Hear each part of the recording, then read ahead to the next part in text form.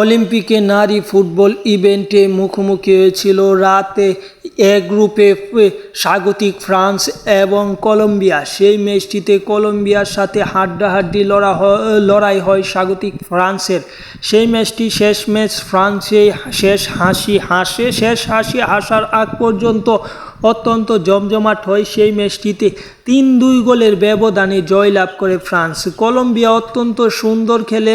কলম্বিয়ার নারীরা এই ম্যাচে দাপুটের সাথে খেলেছে। যদি ফ্রান্স স্বাগতিক না থাকতো কিংবা যদি অন্য দলের সাথে খেলতো তাহলে অবশ্যই হয়তো কলম্বিয়া এই ম্যাচটি জিততে পারত।